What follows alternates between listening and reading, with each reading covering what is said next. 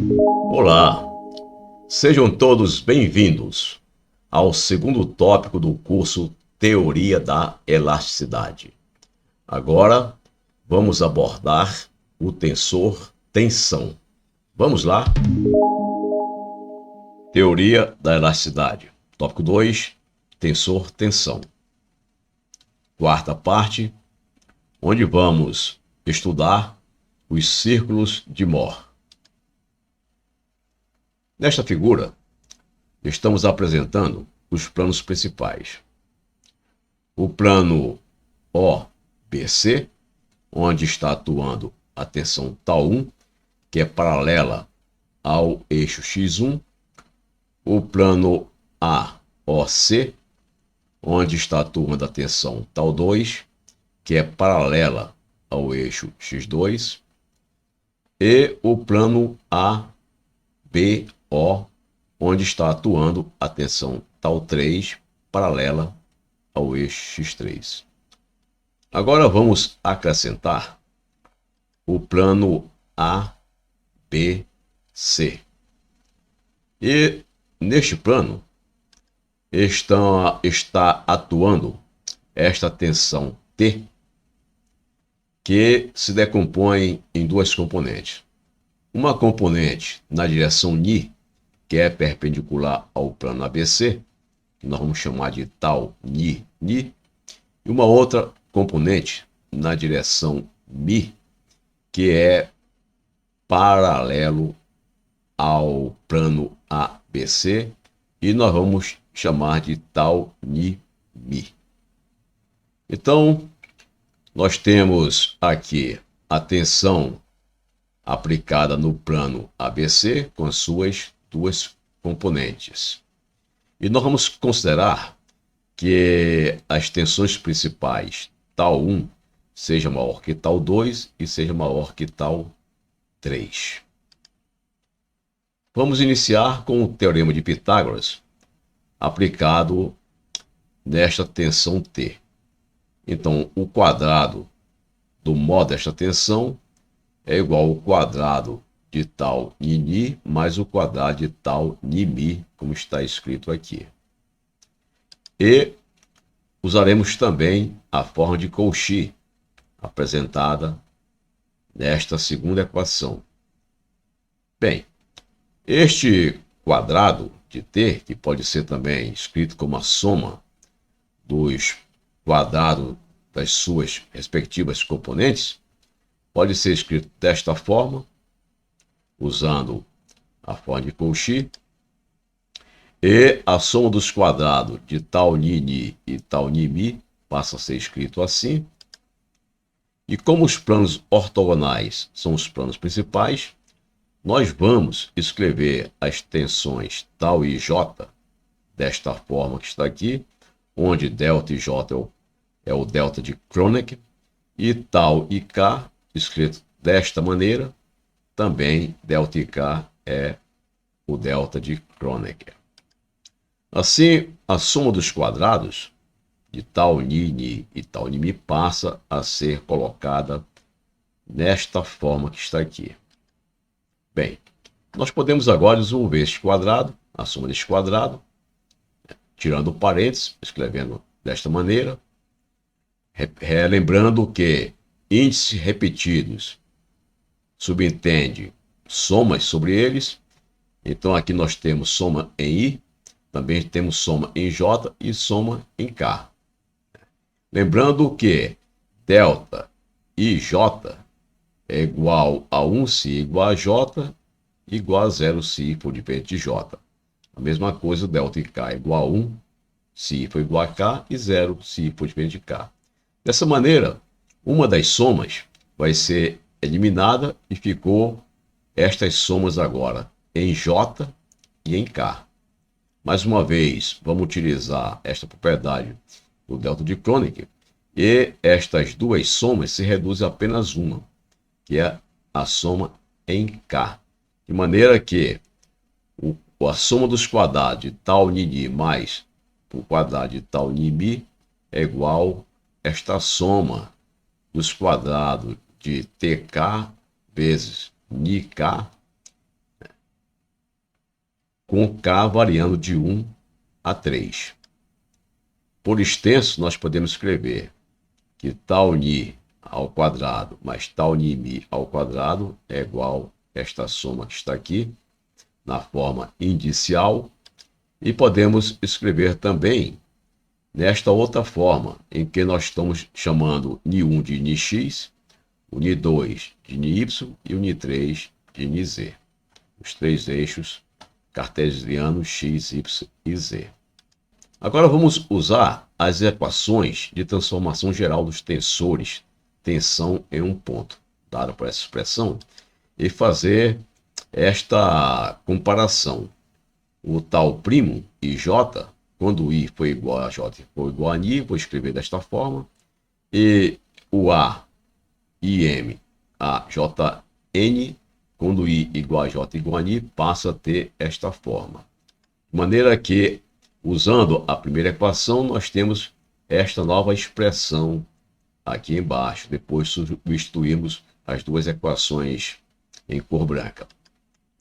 Agora, da ortogonalidade dos planos principais, os três planos principais são ortogonais entre si, podemos escrever esta expressão, onde aqui nós temos delta de Kronig, Mn, e reescrever o tal Ni desta forma que está aqui, que é A Ni ao quadrado tal mm, e como este m está se repetindo, vamos representar este par de números apenas por um número, tal de m, e o A Ni n representa aqui o cosseno diretor na direção n, e vamos escrever desta forma que está aqui.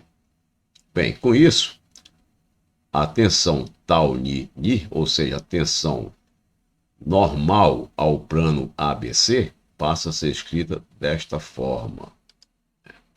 Ou seja, a tensão tal Ni é igual ao tal 1 vezes Nix ao quadrado, mais tal 2 Ni Y ao quadrado, mais tal 3 Ni Z ao quadrado.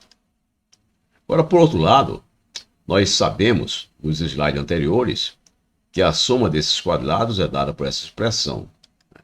De maneira que nós podemos usar estas duas equações para obtermos os valores de tal Ni, a tensão normal ao plano ABC, e tal Ni Mi, a tensão paralela ao plano ABC, em termos de tal 1, tal 2 e tal 3, que são as tensões principais, e dos cossenos diretores, Nix, Ni Y e Ni Z.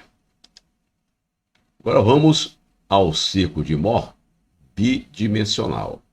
Da expressão anterior, expandida, podemos escrever desta forma que está aqui, onde os cossenos diretores obedecem essa condição, e o tal Ni é escrita de acordo com esta equação. Considerando o tal 2 igual a zero, de maneira que nós vamos tratar apenas em duas dimensões, que é o que está sendo apresentado aqui nesta figura, então estas três equações de cima se reduzem a essas três equações aqui de baixo. Então, nós vamos considerar que tal 2 é zero e teremos apenas duas tensões principais, a tensão tal 1 e a tensão tal 3. A tensão tal 1 está aplicada na face que é perpendicular ao eixo X, e a tensão tal 3 está aplicada na face que é perpendicular ao eixo Z.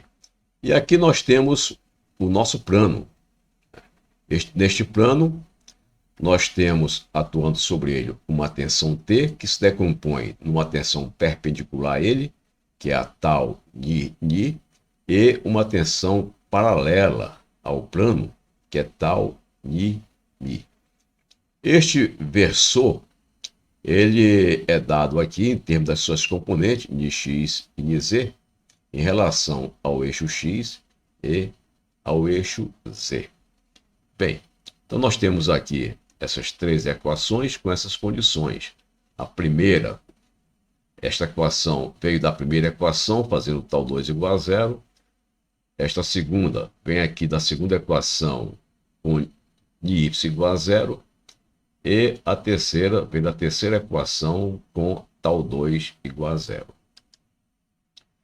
Vamos lembrar que, como ni é um vetor unitário, o cosseno diretor de ni em relação ao eixo x é dado por cosseno do ângulo entre ni e x, que eu vou chamar de θ, esse ângulo θ aqui.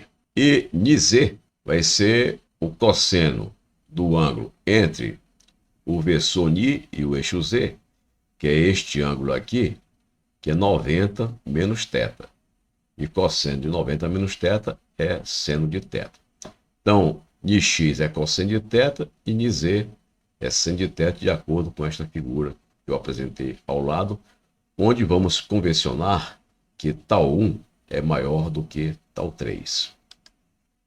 Bem, tal ni é isto, e as componentes nx e niz são dadas por essas duas expressões. De maneira que, substituindo essas duas equações de baixo na de cima, nós passamos a ter esta equação. E lembrando a relação trigonométrica, que cosseno ao quadrado de θ é 1 mais cosseno de 2θ dividido por 2, substituímos na equação de cima e encontramos esta expressão para a tensão tal ni, ou seja, a tensão normal a este plano, em termos das tensões principais tal 1 e tal 3 e do ângulo θ. Agora voltemos para esta equação aqui. O tal ni é dado por essa expressão e o tal mi, que é a componente da tensão paralela ao plano, é dado por essa expressão que está aqui. Muito bem. Agora vamos substituir uma equação na outra e nós vamos encontrar que a tensão tal mi, que é paralela ao plano, é dada por essa expressão que está aqui. Tal 1 menos tal 3 dividido por 2 vezes 2 vezes cosseno de θ seno de θ. Como 2 vezes cosseno de θ seno de θ é igual a seno de 2θ, esta equação passa a ser escrita desta forma que está aqui. Muito bem. Então nós obtivemos a tensão normal ao plano e a tensão paralela ao plano em termos das tensões principais tal 1 e tal 3 e do ângulo θ. Em resumo, nós temos isto. Tal ni, que é a tensão normal ao plano, e tal mi, que é a tensão paralela ao plano. Eliminando as funções trigonométricas usando as relações trigonométricas, nós encontramos esta expressão que associa a tensão paralela ao plano com a tensão normal ao plano, em termos das tensões principais tal 1 e tal 3. Esta expressão, ela representa um círculo. Se nós considerarmos como abscissa o eixo tal ni e como coordenada o eixo tal mi, o que nós temos nesta expressão é um círculo centrado neste valor tal 1 mais tal 3 por 2, cujo raio é dado por tal 1 menos tal 3 sobre 2, como está escrito aqui em cima. Então aqui nós temos um círculo, que é o círculo de Mohr, que está centrado em relação à origem a esta distância, tal 1 mais tal 3 por 2, que é este número que está aqui. O seu centro coincide com o eixo tal ni, ou seja, a coordenada do centro é tal mi igual a zero, e o raio é dado por esta expressão que está aqui, que é esta expressão que está aqui embaixo. Então daqui nós tiramos que tal 3 é o menor valor possível de tal ni e tal 1 é o maior valor possível de tal mi. Então, revendo este círculo, nós observamos o seguinte, que o ponto máximo da tensão paralela ao plano, ou seja, da tensão de cisalhamento, é o valor do próprio raio do círculo, que é este ponto aqui. Então, este ponto representa o valor máximo da tensão de cisalhamento tal νm, que é dado por tal 1 menos tal 3 sobre tal 2. O ponto tal 1 é o valor máximo de tal νn, e o tal 3 é o valor mínimo de tal νn. Então, aqui eu represento o raio do círculo de Mohr e o valor máximo da tensão de cisalhamento, que é exatamente igual ao raio do círculo de Mohr. Então, com isso, nós apresentamos o círculo de Mohr em duas dimensões. Agora vamos tratar os círculos de Mohr em três dimensões. Então, vamos pegar aquelas três equações que deduzimos anteriormente. Vamos considerar tal 1 maior do que tal 2 e tal 2 maior do que tal 3 por convenção. E vamos tirar νz da equação 1 e substituir este valor de νz tirado da equação 1 na equação 3. Quando fazemos isso, obtemos esta equação em branco na última linha. Depois, tiramos νz da equação 2 e substituímos na equação 3. Com isso, tiramos esta segunda equação aqui na base do slide. Agora, vamos eliminar nestas duas equações a variável νy.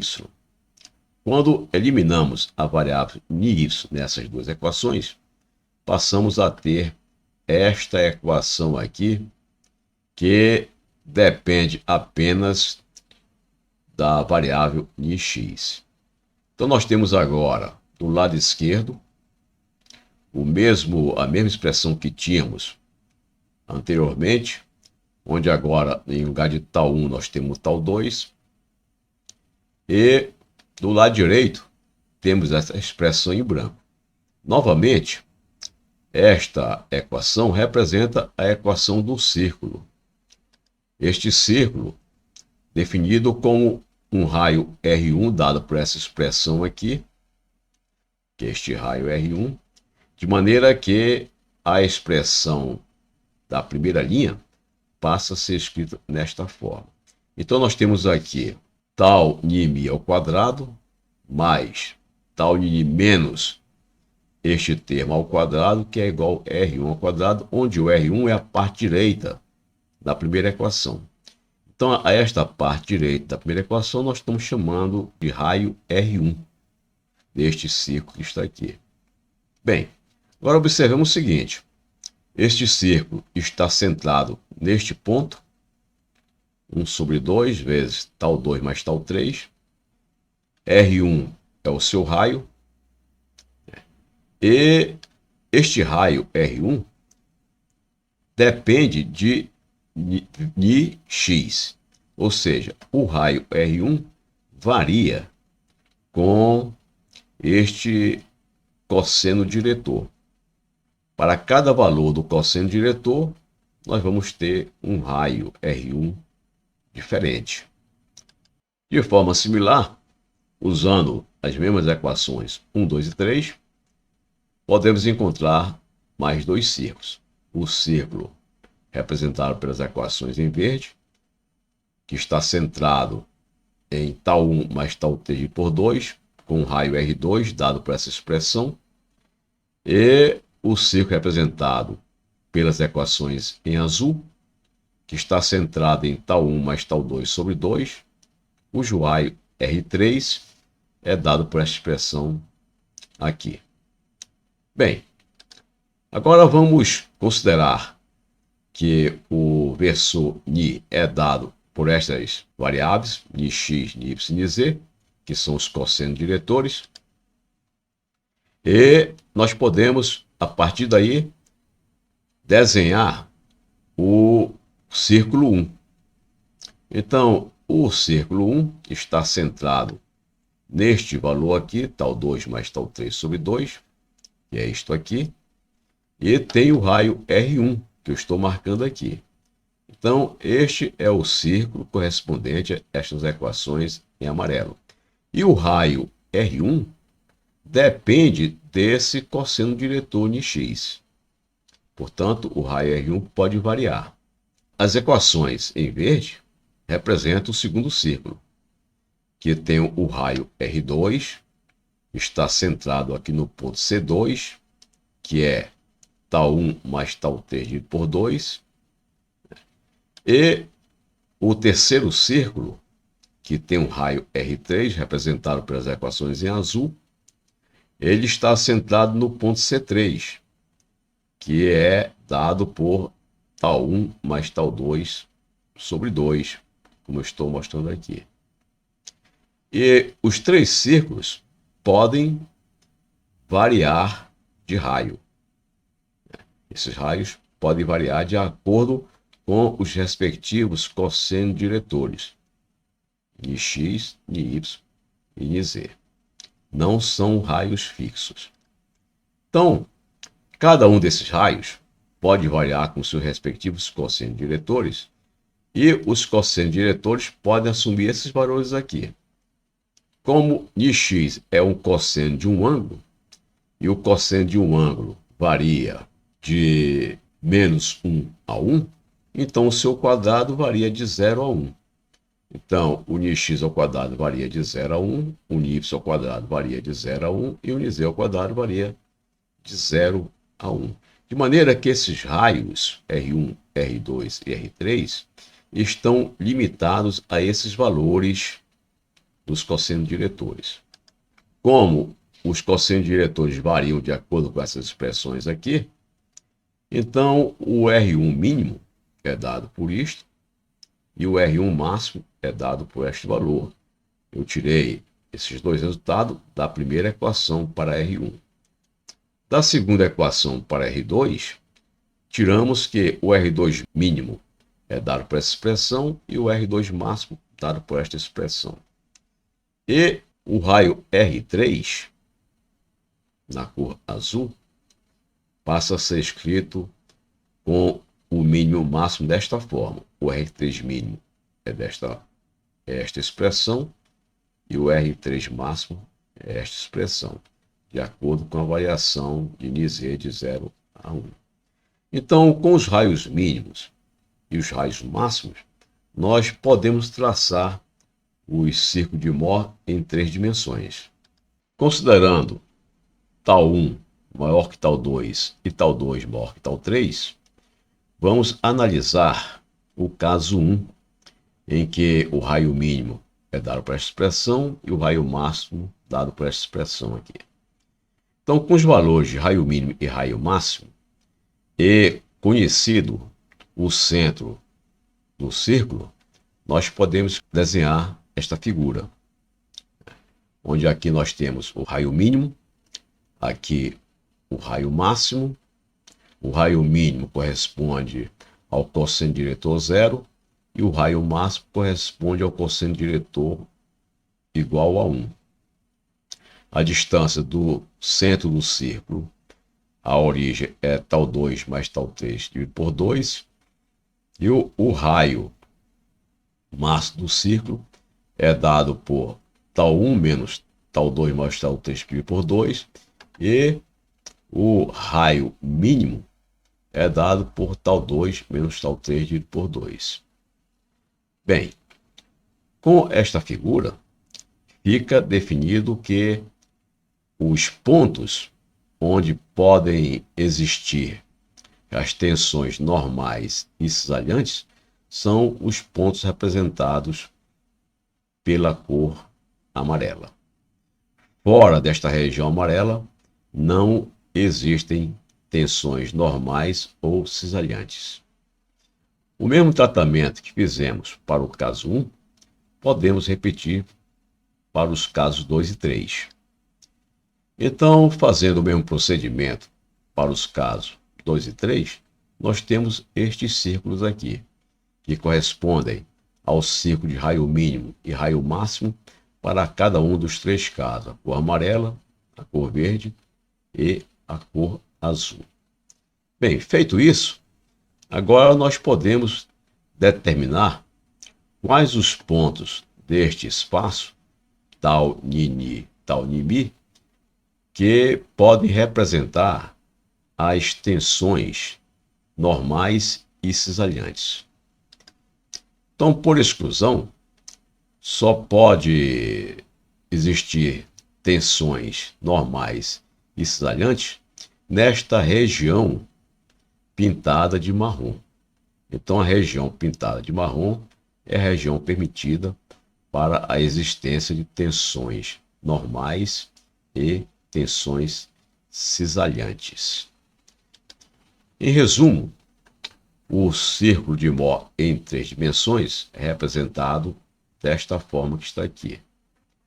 O valor máximo da tensão cisalhante é dado pelo raio do círculo representado aqui pela borda verde. E nós temos estas situações, né, que o raio mínimo R1 e o raio mínimo R3.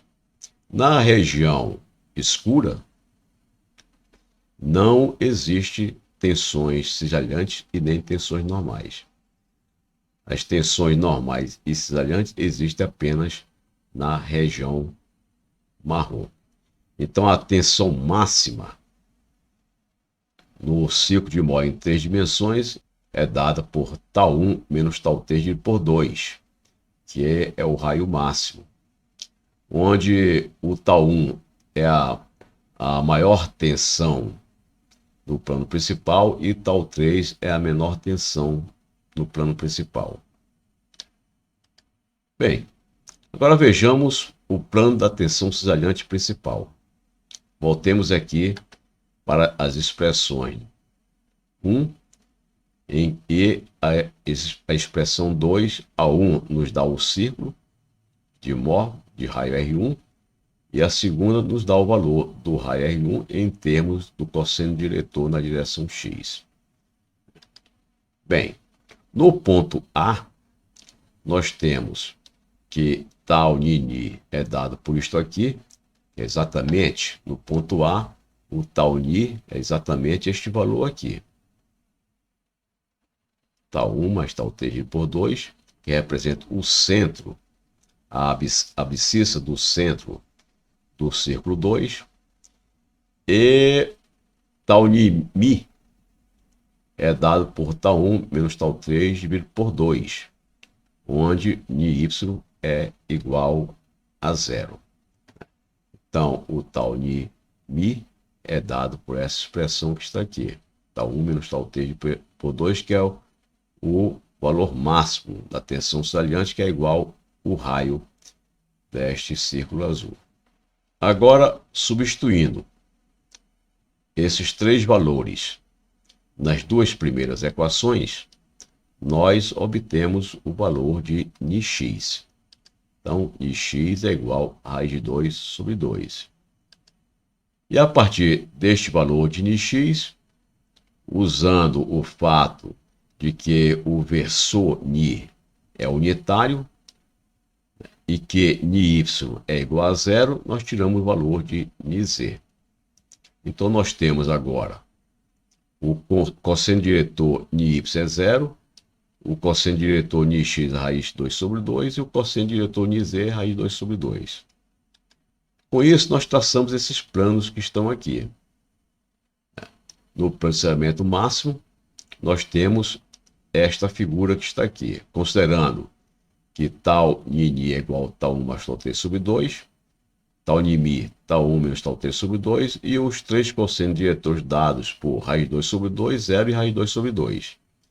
Então, em cor azul, eu estou desenhando o plano de tensão de cisalhamento máxima no ponto A. Este plano aqui é o plano de tensão principal τ1. Este plano em amarelo é o plano de tensão principal τ3. E este eixo é o eixo X1 que é perpendicular ao plano 1. Este eixo é o eixo X3, perpendicular ao plano 3, que forma 45 graus com esta linha que passa pelo plano de tensão de aceleramento máximo. Este ângulo aqui, que o versor Ni forma com o eixo X1, é 45 graus, uma vez que o seu cosseno diretor é raiz 2 sobre 2. Da mesma maneira, o ângulo que ele faz com o eixo X3 também é 45 graus, correspondendo a este cosseno diretor raiz 2 sobre 2. Então, com esta representação do plano de tensão de aceleramento máximo no ponto A, encerramos o tópico 2, tensão, do curso Teoria da Elasticidade.